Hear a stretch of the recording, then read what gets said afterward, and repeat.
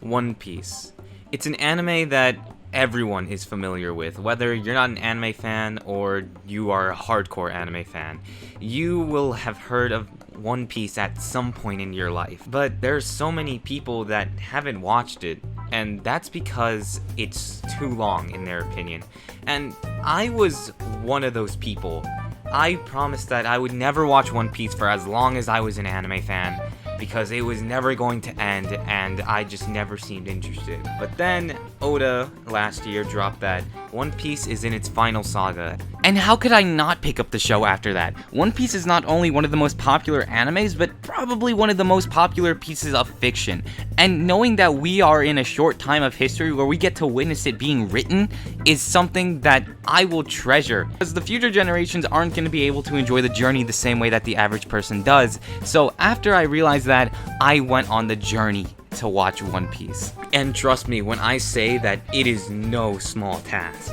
Even binging the show for a long time, if you decided to get no sleep whatsoever, it would take 18 days to do it. But nonetheless, as of August of last year is when my One Piece journey began. And to be honest with you, I think that out of everybody who's watched the show, I probably have the most mixed opinions. I'll get into that later, but for now, let's start at the beginning. In my humble opinion, One Piece has a really great start. We get introduced to Luffy, Zoro, Nami, Usopp, and Sanji. A great cast of characters that go around the whole world of One Piece, and it's really entertaining for the first couple episodes. But what really sold me on One Piece was the Arlong Park arc. Seeing how everybody just came together to save Nami in the end, and how emotional everything felt, it's what really sold me on Oda's storytelling and why I wanted to even continue in the first place. And it's what made me fall in love with One Piece for the first time. Even though I kinda knew what was coming because of the fans spoiling it, but you know, that's gonna be a common thing in this video. As I continued to watch, I still enjoyed One Piece, and when I got to Alabasta, I found it enjoyable, but when watching the episodes, you start to realize the first obstacle. One Piece has the worst pacing I've ever seen in any anime. Now, it's not necessarily the studio or Oda's fault that this happens, considering One Piece has been running weekly for about 20 years, and of course they're gonna have to put in moments of filler in there. But even with that, it's crazy how much they try to get away with sometimes, especially in the time skip. But in the early parts pre-time skip, it's not as bad in my opinion, but it's still pretty bad. And so because of that, I ended up taking a month break from One Piece at around episode 80, I know. But I immediately went back, and this time I decided to go with the manga, and I was doing pretty well up until... Single-handedly, Skypiea was one of the most boring arcs in One Piece. People say that it's really important since it foreshadowed Haki in the future, but honestly, it doesn't really make up for it. Enel was kind of forgettable to me, and overall, everything that happened, I just tend to forget. Now, you could blame this on my reading comprehension, considering as soon as I finished Skypiea, because I knew it was one of the longer arcs, I went back to the anime, and then the rest was smooth sailing from there. Which is no surprise, considering One Piece story is still pretty good, and One Piece characters are pretty good as well. In fact, there aren't many that I hate, but throughout my entire journey, I never really was too fond of Usopp, and that did not help during Water 7. I get that Water 7 was supposed to build his character, but to be honest, it made me dislike him a lot more. In fact, out of all the Straw Hats, he was the only one I disliked in pre-time skip. Some people may call me a hypocrite because Nami also betrayed the Straw Hats early on, but what people don't understand was that was before episode 50. A lot has happened within then, and later on, Nami proves her loyalty to the entire cast and shows how much she does care for them. Even with Usopp annoying me, I tried not to let this ruin my experience, as this was the Water 7/Annie's Lobby arc. A lot of fans had hyped up this scene for a good reason. Robin was a character I didn't feel too strong of a connection toward, but I was definitely excited to see her big moment on screen, and boy was it something. We'll talk about how this whole arc developed Robin's character in such an amazing way, but to me it showed why Luffy was such a great character. He may be a huge idiot, but he is definitely loyal to his crewmates, and this arc demonstrated that so much. So in the end, during the I Wanna Live speech, I ended up just falling in love with Luffy's character even more than I was supposed to. And you know what? It made Usopp redeem himself a bit, in my opinion. I still find him kind of annoying. But that's just the power of the impactful scenes in One Piece, and to be honest with you, although I enjoyed a lot of them, they didn't feel as special to me because of the fact that I already knew they were coming. A lot of them are very popular, and for good reason, but I can't enjoy them if it's not my first time seeing them. And that's why when it came to Thriller Bark, it probably has one of, if not my favorite scenes in all of One Piece. Now, personally, I don't know how people feel about Thriller Bark. I enjoyed it all the way through, but I could definitely see why some people wouldn't like it, and probably only enjoyed the ending of the arc. For Zoro's nothing happened. Another scene that showed Zoro's utter loyalty to Luffy, and overall just so amazing. And for some people thinking that this was the scene I was talking about, no, this is not my favorite scene in One Piece. Though it is a good pick if it is your favorite, my favorite scene involves Brook. Now for context, before I started One Piece, I kinda got some posters that showed 3 characters, which were Law, Luffy, and Brook. And I knew Brook was already part of the Straw Hats, but I was always so interested, and he was one of my most anticipated Straw Hats. And he did not disappoint. I found Brook to be really funny, and I just loved his vibe. And then his backstory hit. And the reason why I ended up enjoying his backstory way more than any other scene in One Piece was because I truly didn't expect it. I never knew about this, and just hearing Bing Sake was such an amazing thing.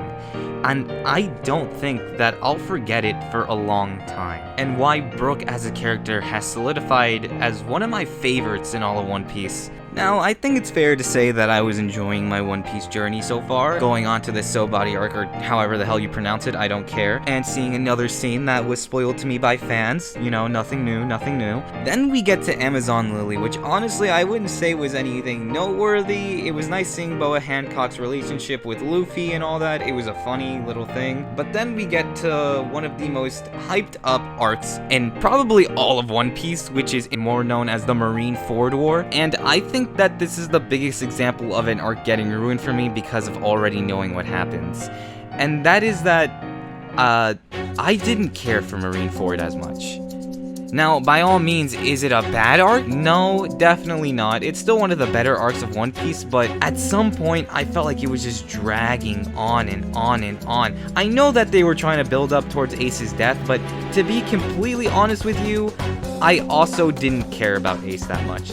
Ace, everybody knows about Ace's death. So, like, from the very beginning he was introduced, I never grew attached to him, because who cares? If he's already dead, it's not my problem. And so when seeing Luffy constantly, like, yell his name and trying to go up there, I get that it's supposed to be emotional, but I already know the result, so I couldn't really be invested. In fact, I have to admit, I kind of fell asleep during that watch.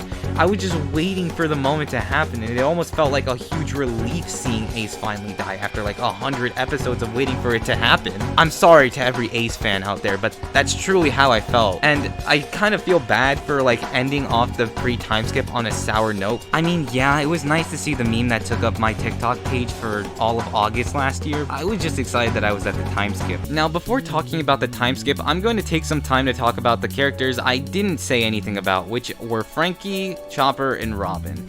Now, the reason why I don't talk about them as much is because, in my opinion, within One Piece, they don't really get a lot of screen time. And it's kind of unfair to not like them as much because of that reason, but I do find them all really cool. And don't think that I hate them because of that, I just don't really have much to say about them. So, with that being said, now we can finally talk about the time skip of One Piece. Something that I never thought I was gonna reach. In fact, before I started watching One Piece, I said that I would never make it to time skip. So, it was a pleasant surprise, and if you look at my TikTok, you would see that I said that, no, I will not rush to get to Gear 5. I immediately started rushing as soon as I sent that TikTok, going to the Fishmen Island arc. And that is because if you look at when I sent that TikTok, it was towards the middle of June, and I only had a month left to do this, so I was rushing and rushing.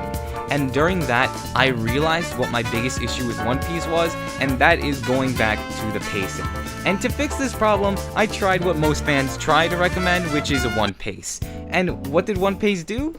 It made it watchable, but like, not by a lot. You see, I was kind of watching One Pace at 1.5 speed, which I know sounds really crazy, but it still felt too slow for me, and some people are gonna hate me for that, but at the end of the day, it's my watch experience and not yours. So, now if you look at my TikTok, I didn't really document as much from Fishman Island, Punk Hazard, or Dressrosa, and that's kind of because I don't really have anything to say about them. What you hear from the internet is probably what you're gonna hear me say. Usopp is less annoying because he can actually fight now, thank God. Nami's hotter, Robin's hotter, she's also, human trafficking bad, drugs bad, Law really cool, love Law. Law's story was also really good, I love Corazon. Don Flamingo, very evil. Very, very, very evil. Hard Knock Days, the second best opening behind Brand New World. Definitely catchy. I don't know why I skimmed past Law. Law is actually my favorite character. Let's go back to that. Law is such a badass, honestly. His Devil Fruit is so cool. I don't know how they allowed him to have all that power. It's genuinely broken. But yeah, Law very good. Backstory very dark, and best character. Now with those out of the way, I was just trying to get to Wano, but then Whole Cake Island hits, and oh my god, was that arc great. I never talked about it that much in this video, but Sanji is my favorite Straw Hat, definitely.